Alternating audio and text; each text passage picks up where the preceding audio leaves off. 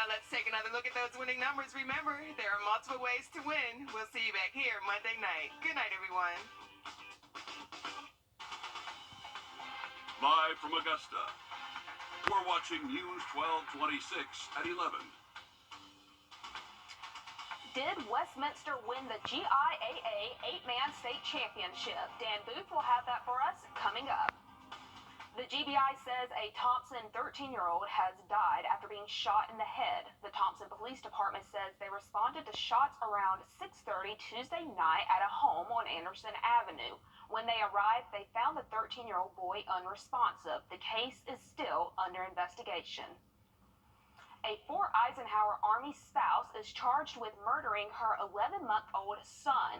Investigators say April Short used a knife to cut her son's neck. Army criminal investigators say her husband, Staff Sergeant James Short, learned something was wrong after a text from her that morning. April Short did appear before a judge for an initial hearing and did not enter a plea. The fourth and last inmate that escaped from the Bibb County Jail has been captured. Earlier today, Joy Fournier was found about 20 miles south of Atlanta in Stockbridge. He's charged with killing his ex-girlfriend last year. Another inmate, Jonathan Barnwell, was found here in Augusta last week. The 4 inmates escaped through a damaged window in an interview room back in October. Well, we reached 79 this afternoon at Bushfield, so very warm November day for us, but things have cooled off, and that's going to continue overnight tonight. Right now, sitting right around 60, upper 50s for most of us, actually. It's 56 right now in Augusta, Evans 58, 57 in Gibson, but overnight we'll cool off a few more degrees, see those upper 40s, low 50s for those overnight lows, and then we'll slowly but surely warm up tomorrow. By 11, we'll see those lower 60s, turning mostly sunny for our afternoon, but that's not going to help us warm up too much. We'll only see those upper 60s for our highs on Sunday, so drastic difference from what we saw this afternoon, about a 10-degree difference for us, but great Sunday in store. We do have some rain, though, in the forecast, and I'll let you know about that coming up soon. Well, Aiken County is known for many things, equestrian greatness being one of those, of course. Audrey Dickerber joins me in the studio. And Audrey, you were out in Aiken today for a big horse race, right? Yeah, I was there this morning actually, and the Fall Steeplechase in Aiken was the last race of the season on the National Steeplechase Association's calendar. Over 15,000 people were there today, many coming from all across the country. People were cheering on their favorite horses during the races, hoping they'd win. You don't have to be a horse person to enjoy the horse races. Bringing in people of all ages. It's just a yearly tradition to spend time with friends and family and kids, and it's an Aiken tradition. A tradition so important, people fly in from all over the country. Pennsylvania. Yeah, I flew in last night, just a quick trip and leaving tomorrow morning. Yeah, and just to be with friends that I haven't seen for a very long time. And for some families, steeplechase goes back multiple generations. It's so much fun to see the children of the past riders. You know, this is like almost 3 generations of people. Even though steeplechase is full of tradition, they try to add something new every year. This year, it was a permanent tower that overlooks the track. It's never exactly the same here. The tents are a little bit different. The races are a little bit different. There's always something. If you look around, you'll see where we tweaked it a little bit. But it's the one thing that never changes that keeps bringing people back. Once they come charging down, and there's 10 horses running past at full gallop, going over jumps at the same time, it stops your heart. It's amazing. It truly is. And every time, and we've been in it for how many years? And every time we see it, it's still just as amazing as the first time. Now that the tower is completed, their goal is to add a permanent barns onto the property next. Thank you for that, Audrey. The 5th annual CSRA Walk for Water took place at SRP Park this morning. The event was to raise funds to support the 2.1 billion people worldwide that lack access to safe water. The walk began at 9 from SRP Park, then across the 13th Street Bridge to the Riverwalk to get on 6th Street to St. Paul's Church before circling back to SRP Park. Think of the millions of people around this world that don't have access to clean water, and they need that just to live. And I mean, this is a really important event on what they do here and what they do worldwide. The Walk for Water is based in Charleston and continues to help trying to provide clean water around the world. Now on over to high school football. The Westminster Wildcats went head-to-head with Windsor Academy in the GIAA 8-man state championship game tonight. And that's where we find News 12 sports director Dan Booth in Locust Grove to break it all down for us. So Dan, how'd the Wildcats do tonight? Sydney, the Westminster Wildcats were playing in their third state championship game in the last 5 years tonight against Windsor Academy, who was the matchup for all of those separate games. And needless to say, tonight, the Wildcats gave their fans something to cheer for, who traveled all the way from Augusta out here to Locust Grove, and because they dominated this game for the majority of the way through. Now, players dream about having the opportunity to play in games like this, especially with all the bright lights and everything that comes into it. The Wildcats delivered big time by defeating Windsor Academy and winning the state championship 35-14. Windsor Academy did strike first in this game, but after that, it was Westminster all the way. The combination of executing explosive plays on offense and forcing multiple turnovers on defense helped swing the momentum in the Wildcats' favor.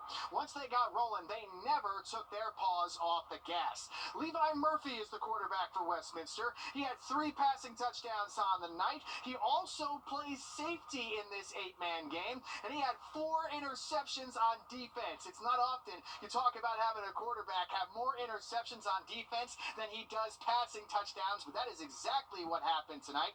Levi Murphy actually holds all of Westminster's all-time passing records except longest completion, which sadly he didn't get tonight in his final game of his senior season.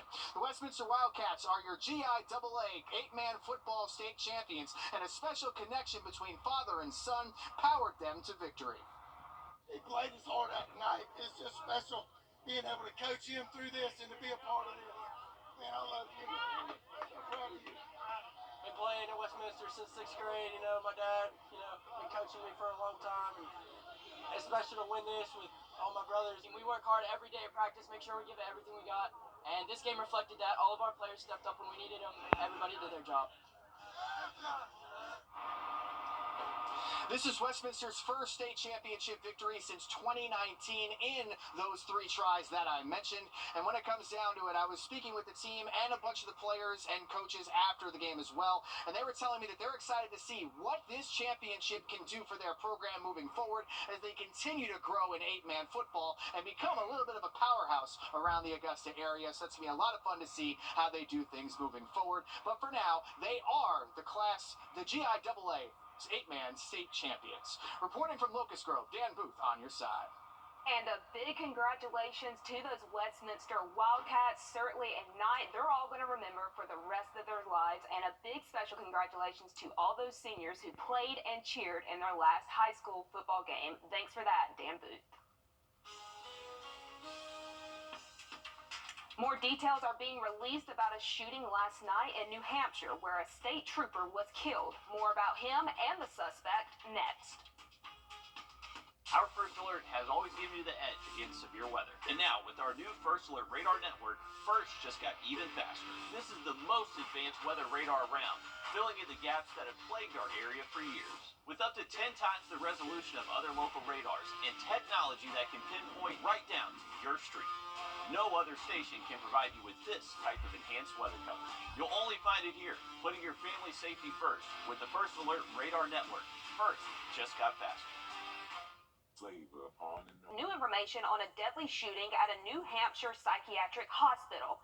CBS's Christian Benavides has the latest on the investigation. The 33-year-old gunman who walked into this psychiatric hospital in Concord, New Hampshire with an intent to kill was armed with a 9mm pistol and additional ammunition on hand. He entered the lobby, first encountering 63-year-old security officer Bradley Haas, who was unarmed. Haas was shot and killed. Officials say he saved lives. He will now be remembered forever as a man who died protecting patients, staff, and visitors at New Hampshire Hospital. The suspect, identified as John Wrdw, was transient according to authorities, most recently living out of a hotel. He was shot dead by a state trooper who was stationed at the hospital. The state trooper who engaged the suspect was not hurt. Although I am not able to comment on the specifics of this investigation at this time, I am extremely proud of the trooper's actions that without a doubt prevented additional loss of life. Out in the hospital's parking lot, officials say they discovered a running U-Haul where several items were recovered, including an AR-style rifle, tactical vest, and several magazines of ammunition. Detectives are looking for links between the suspect and that U-Haul. Christian Benavides, CBS News. So far, police say it's unclear why the suspect targeted the hospital. The investigation is still ongoing. Rapper Sean Diddy Combs and singer Cassie Ventura have reached a settlement a day after she claims he raped and abused her for years. Her attorney said the deal reached a mutual satisfaction from the parties.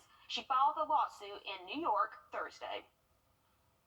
2 passengers on board a boat in the Bahamas that sunk spoke about the incident. They say a big wave hit the boat and within minutes it started to sink. Nearby boats and lifeguards pulled more than 100 people to safety. They survived, but officials say a woman from Colorado did not. What were everybody going through being on the lower level? That's where all the water was going in first. And then you start to think about her family and getting that phone call. They're asking that people show compassion for the situation. It's still unknown why the boat sank, but we'll be right back after a short break. I'm attorney Jamie. Rain is never good for a wedding. Until now. If it rains the first time. Seasons change, but here's one thing that doesn't change and won't change. Style's commitment to your complete satisfaction for all your comfort needs. See us at stylesair.com. Rain is never good for a wedding. Until now. If it rains 1 inch or more on your wedding day, Floyd & Grieve Fine Jewelers will give you your rings for free. So pray for rain and watch News 12 and NBC 26 this weekend for the weather happening near you. Trust meteorologist Emily Acton for your first alert. I'm attorney Jamie Casino. Call me right now. Call 222-HURT right now. Thanks for watching News 12. On your side.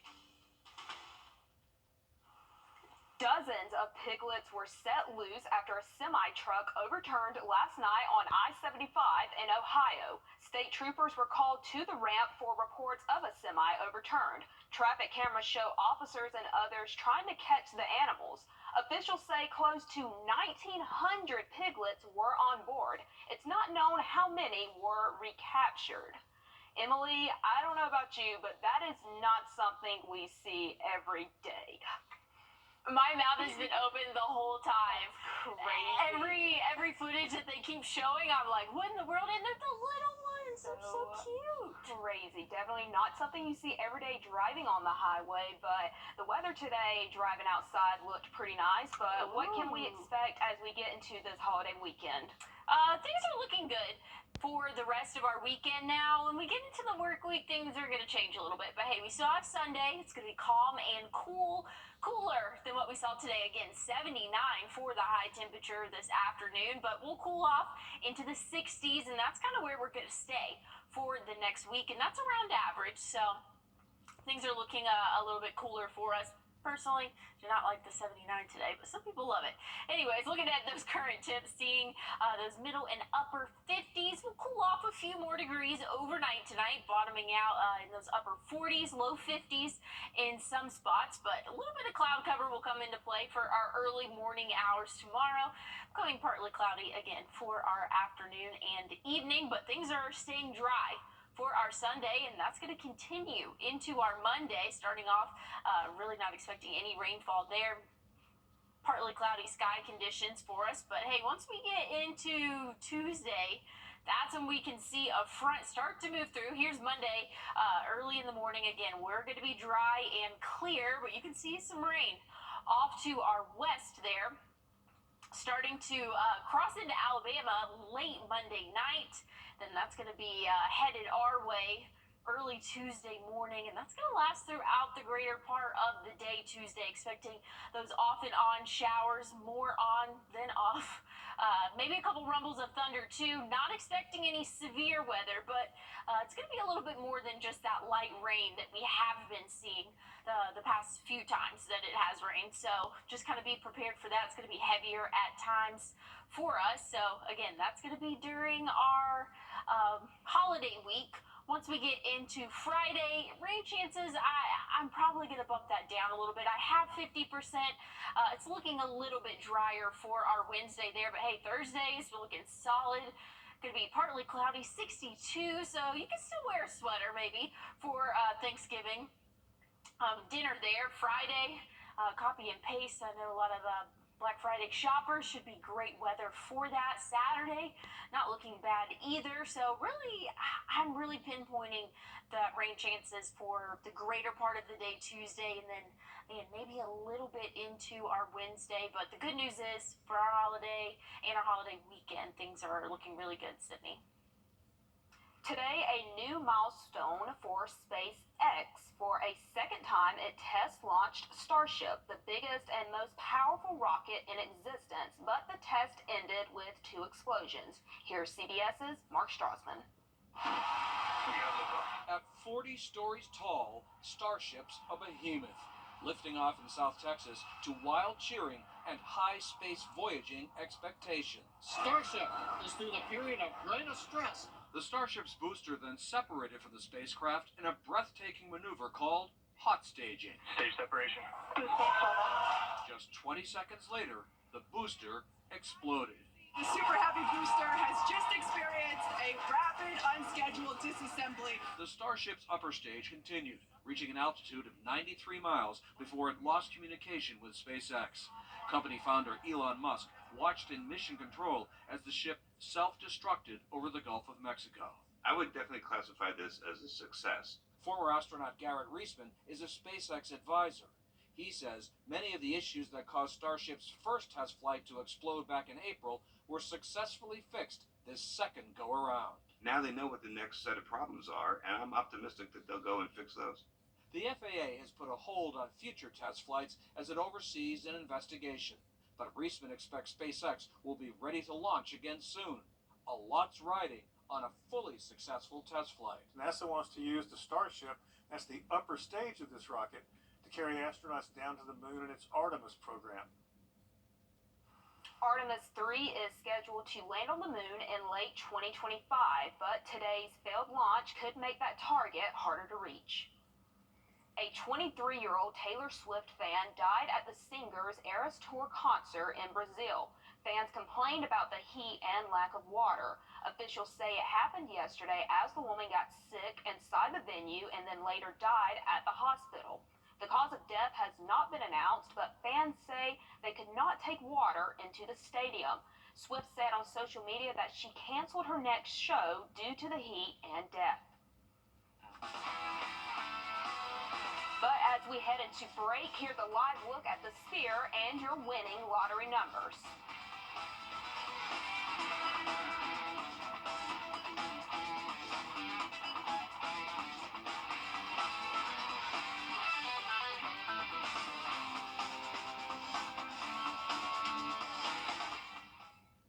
Sauced up A1 Swiss burger or Checkers Classic Bacon Cheddar Crisp. $1.99 each. Tonight, we're on. 3 choices, $1.99. Checkers. Well, Craig will be back tomorrow. He was over in Virginia today watching his JMU Dukes fall overtime to App State. But meanwhile, Zayna and Mikkel were judges at the Alpha Phi Alpha Fraternity 68th Anniversary Georgia District Convention Ms. Old Black and Gold competition. And our Taylor Martin was an NC Master of Ceremonies as well. So just a good News 12 presence over there, Emily. Oh, that looks awesome. A lot of fun. I'm glad that they got to do that. Looking at the weather for the next 7 days, not too bad. Going to be dry for our Sunday and Monday, but rain returns Tuesday. Good news is Thanksgiving's looking dry and a little bit cooler. Thanks for that, Emily. That's all the time we have for this evening. Be sure to wake up tomorrow morning with Ashley Campbell and Chris Steele at 6 o'clock in the morning. Have a good night.